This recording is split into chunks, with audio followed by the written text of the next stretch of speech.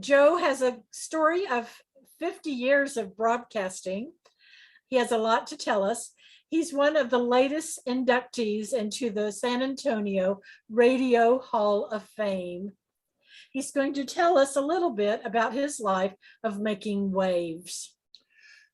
Hi there, and I wish you happy trails, as you will hear again later on.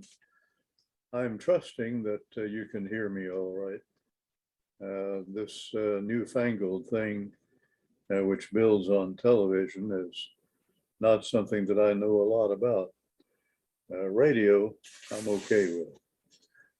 I could also say that this presentation is of a country boy who did make it to the city to see the lights. And I'm grateful for that opportunity. My connection to radio began very early in my life. When I was a toddler, I was just sure that because there were voices coming out of that box that was on top of the bookcase in our sitting room, that there must be people in there. It took my father's taking the back off the box to show me that there really were no people in the box. Time passed and I listened to radio every day for at least a while. Out in the country,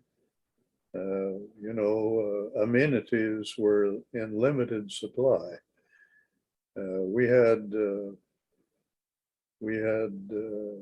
electricity, thanks to Lyndon Johnson, but no running water that you could drink and no telephone service. It felt to me as though we were out in the middle of the wilderness. And I was most appreciative of radio when, after a bit of adjusting to listen to radio in wherever we went, I came in contact with the transistor and the little radio, which was small enough to drop into your pocket.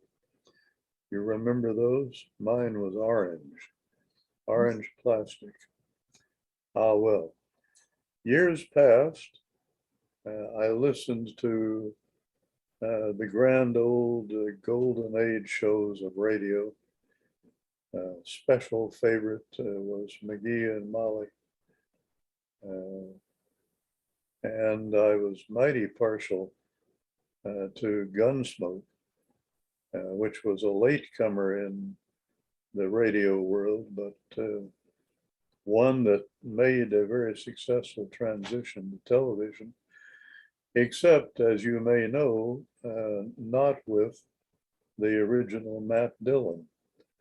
Matt Dillon was played by William Conrad, whose physique was not appropriate for the Matt Dillon of television.